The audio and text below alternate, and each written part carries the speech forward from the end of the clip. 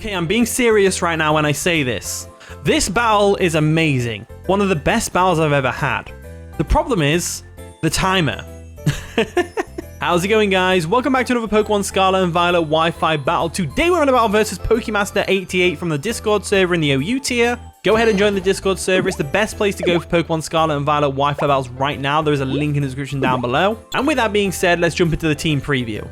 Okay, a lot of sweeping potential on Chris's team. They've got the Armor Rouge, the Indeedee, the Poltegeist, the Zapdos Galar, the Forretress, and the Hydreigon. So, Galar, obviously, if it gets Divine Boost, it's going to be a bit of a pain. Sinistea, Poltegeist, whatever you want to call it. Its name is Poltegeist. Is going to get that Shell Smash sweep off somehow. So, we'll have to keep Azumarill around for that priority. I think looking at the team, they probably lead off with Indeedee, and then we can, or the Forretress, in which case we can probably lead off with either Zapdos, or we can lead off with the Rillaboom. I'm thinking the Rillaboom to get that nice and powerful Choice Band U-turn off straight away on the Indeedee, or the Forretress that inevitably gets switched in, so we'll see how it goes.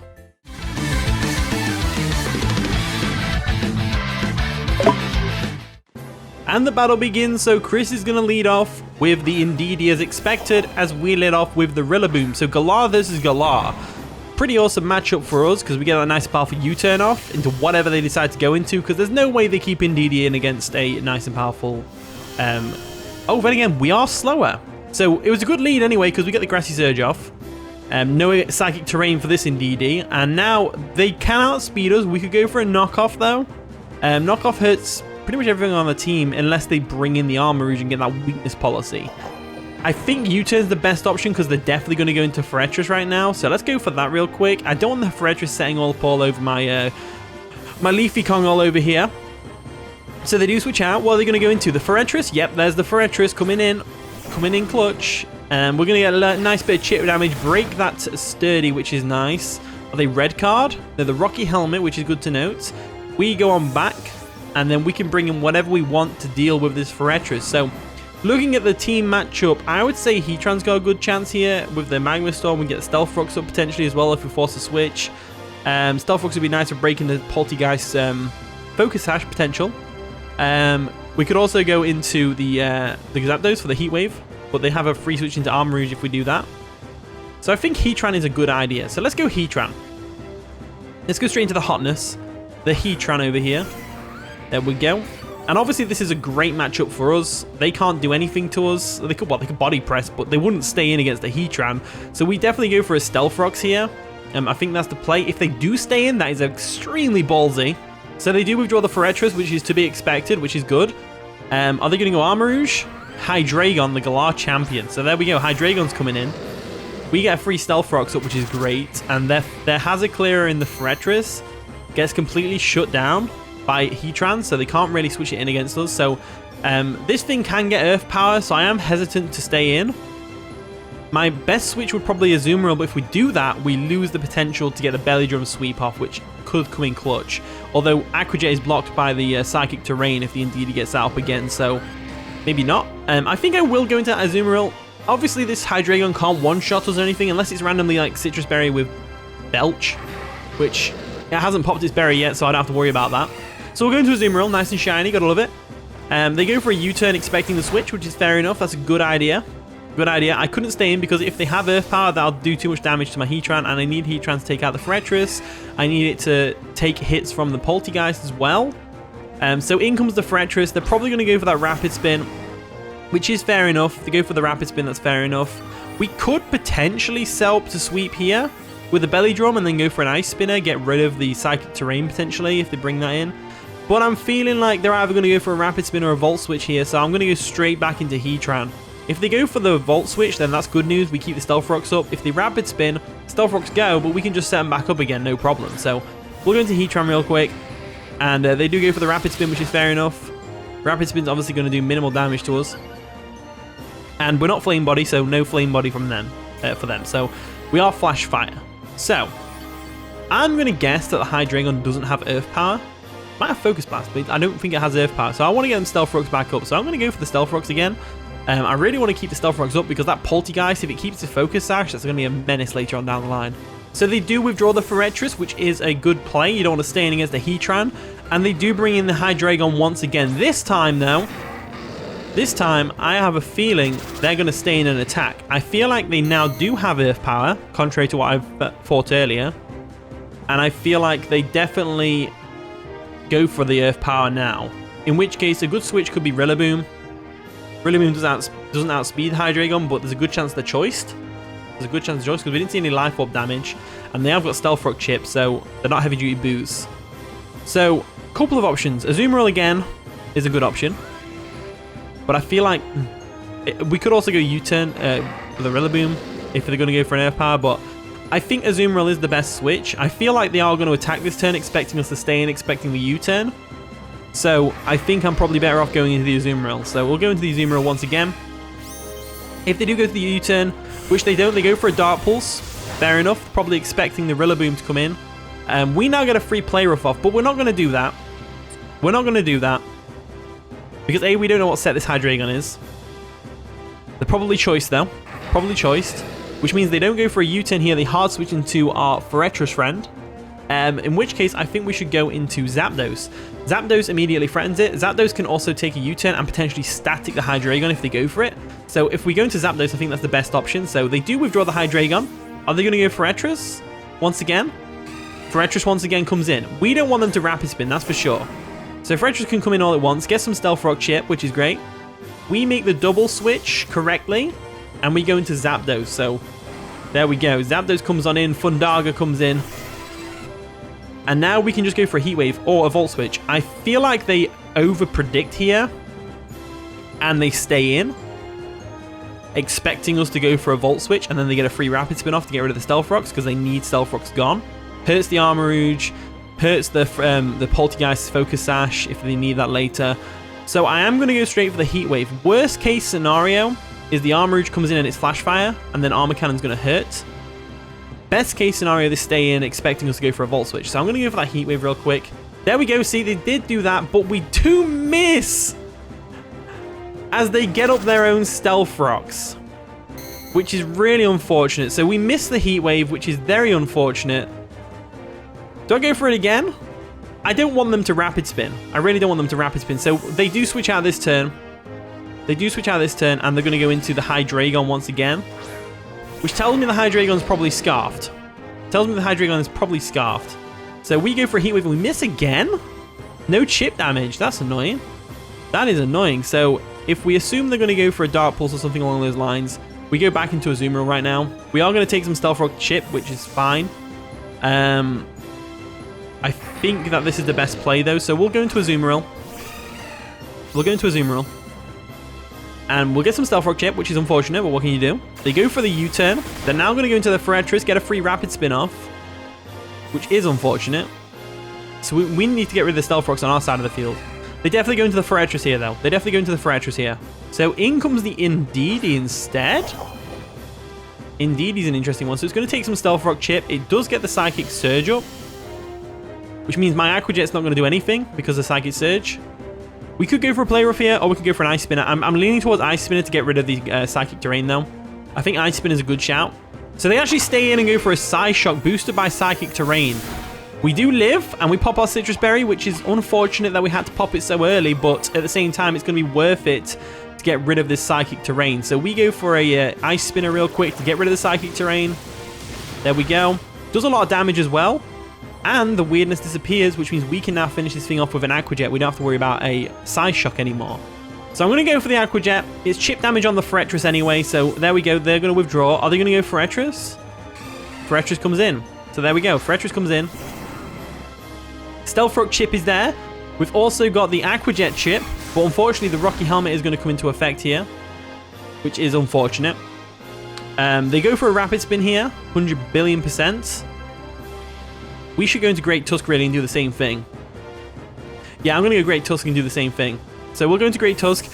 And the thing about this is they can't switch the Poltergeist in, because if they switch the Poltergeist in, it's going to have a bad time. It's going to get knocked off. So we'll go into Great Tusk. Nice and shiny. Gotta love it. Gotta love it. As they're going to pop the Booster Energy, which is absolutely brilliant. Boosting our attacks to sky-high limits. And now they go for a Volt Switch. The Volt Switch isn't going to work. They didn't go for a Rapid Spin, which is great. The thing is, though, do they stay in here, or do we go for a knockoff? I think we go for a knockoff. I think we definitely go for the knockoff. So they go for the knockoff. It's going to do decent chip damage to the Forretress. Gets rid of the Rocky Helmet as well after it hurts us. And then they go for a Rapid Spin. So Rapid Spin comes through. Critical hit is there, but it's whatever. It is whatever. As now, we go for a Rapid Spin of our own. So let's go for a Rapid Spin of our own. Get rid of these Stealth Rocks. That's what I want to do. Get rid of these Stealth Rocks. They do withdraw the Forretress. Are they going to try and spin block us with a Poltergeist? Surely not. Indeedee comes in. Okay, so Indeedee comes in. Indeedee is probably going to get taken out by this Rapid Spin, which is great. And if it doesn't, then we've got some good opportunity here. So we'll go for a Rapid Spin. Take out the Indeedee, which is fine. Boosting our speed, which is great. And down goes the Indeedee. So now that once this Psychic Terrain's gone, we're actually golden. And the thing is, we outspeed everything on the team now. Unless the Hydreigon's Choice Scarfed, in which case we don't. So in comes the Poltergeist. This thing's going to Shell Smash all over us. And they're protected by the Psychic Terrain. So what we need to do here is, not Terra, we need to go for a knockoff, get this thing right down to low HP. I think that's the best thing we can do right now. So we go for a knockoff. They're probably going to go for a Shell Smash. As the Shell Smash does come through, the Poke Sash is going to pop, which is fine. Weak Armor is going to pop, which is going to boost its speed to sky-high limits, which is unfortunate. They go for the Shell Smash. Could this be it? Could this be it? Is this what the battle was leading up to? A Poltergeist sweep? I hope not. I really hope not. So, attack, special attack, and speed. Especially speed on out sky-high on this Poltergeist. What do we do here? There's not a lot we can do. All we can do is get a free switch in with Heatran, and I think the best way to go about that is going to be the Azumarill sack. So I'm going to sack off Azumarill, and then we're going to bring in Heatran and hope they're not Terra Ground or Terra Fighting. That's what we need. Hope they're not that, because specially defensive Heatran can definitely take a Shadow Ball. Nay, it can definitely take anything this thing wants to go for. The Stored Power. Stored Power, we'll leave that every day of the week. It is Psychic Terrain boosted, which is very unfortunate. So we might be alright. We might be alright. So let's go Heatran. Specially defensive Heatran should be alright here. So we'll go for it. We'll go into the Heatran real quick. There we go. What's our Terra? Or Grass. Okay, so we don't want to Terra Grass. We want to stay as we are. Flash Cannon's got to come through right now. We need Heatran to live this next Shadow Ball or Terra, whatever they decide to go for. Hopefully they don't Terra. They go for the Shadow Ball, so the Terra's safe for something else, which is good. We take that like a champ. We go for a Flash Cannon and we put that Poltergeist in its place. We put that Poltergeist in its place. So no sweeping for Poltergeist, which is great. Absolutely great. We don't need that. We don't need that in our lives. In comes a Zapdos. Galarian Zapdos is in. Looking amazing, by the way. I love Galarian Zapdos in this game. It looks so cool. We are limited on switch-ins, but we do have the perfect switch-in, really, being our own Zapdos. Zapdos perfectly switches into Zapdos. They do withdraw the Zapdos, though. And they're going to go into the Armarouge. Maybe expecting a Terra? I would say they were expecting a Terra. Nice and shiny, gotta love it. We do withdraw, and we're going to go into our own Zapdos. Our Cantonian Zapdos, which is a big player in the OU tier right now. It's doing really well. A very good Pokemon. Very good Pokemon. So we could go for a Hurricane here, or we could go for a Roost and try and stall out the attacks. I'm leaning towards Volt Switching, but we don't have a good switch into Armarouge other than the Heatran. So I'm thinking we do Volt Switch into the Heatran. So let's go for the Volt Switch into the Heatran. There we go, Volt Switch comes through. We get a bit of chip damage off on the Armarouge. Nice bit of chip. No weakness policy activating or anything like that. And then we go into the Great Tusk. Not the Great Tusk. We go into the Heatran to take an Armor Cannon. So let's go ahead and do that. Into the Hotness. The Heatran comes in. They do go for an Expanding Force, which we should be able to eat. We do eat it up like it's nothing. However, they could have Aura Sphere or Focus Blast. If it's Focus Blast, let's hope it doesn't hit. If it's Aura Sphere, it can't miss. So it's like, what do we do here? So I'm tempted to Terra, but at the same time, I don't want to. What I'm going to do instead is I'm going to go for a Stealth Rocks to try and get a bit of hazard chip on their side of the field once again. So they do withdraw the Armarouge. They must not have Aura Sphere or their Choice Specs locked into the Expanding Force. So they go into the Hydreigon, which is absolutely fine by me. We get the Stealth Rocks up. Now, we don't have a very good switch into Hydreigon, and it's likely they're going to go for a U-turn anyway. So I'm half tempted to just go for a Flash Cannon here, or a Will-O-Wisp. Try and burn that Zapdos, that'd be nice. I don't think they switch Zapdos directly in. That's for sure. So we got the Stealth Rocks up there, which is nice. They probably go back into Armor Rouge here to get the Flash Fire boost from Magma Storm if we go for it. So I'm going to go for a Flash Cannon. If they Earth Power us here and we lose Heatran, it's not the end of the world. So they are going to Terra. They are going to Terra. What type are they going to Terra into? If they Terra Steel here, that's going to be a ballsy play. Terra Dark. So they're going for the Dark Pulse. So they must only have Dark Pulse to hit us, which is fair enough if they do. I'm assuming they're Choice Scarfed as well. So they go for the Dark Pulse, which is fair enough. Dark Pulse comes through. Nearly gets the KO on the Heatran. And no flinch, which is nice. We get a nice bit of chip damage off on the Hydreigon, which is great. Lowering their special defense even further, which is fantastic. Heatran is a brilliant Pokemon. It just lives hits. It lives hits for days. And it deals our damage as well, which is crazy good. So the weirdness disappears. The Psychic Terrain is gone. No worries about that anymore. Not that we have any priority left on our team, but neither do they. So let's go for the Flash Cannon once more, and we'll let them take us out. Dark Pulse comes through. That's going to easily take out the Heatran, of course. Well, Heatran did good this game. Heatran did real good, so Hotness goes down. However, now we get a free switch in with whatever we want, which is the great part about this. So we could go into our Great Tusk, because they're definitely choice locked in, probably choice scarfed. But Great Tusk invites in certain Zapdos, and also Dark Pulse hurts still. So what do we do here? We could go Espeon and Terra Fighting, but then we're susceptible to the Galarian. And again, no. That could be a good idea, actually. That could be a good idea. So I think what I will do is, I think because Great Tusk isn't doing too much anyway for us anymore, I think I'll go into Great Tusk first. Go into Great Tusk first.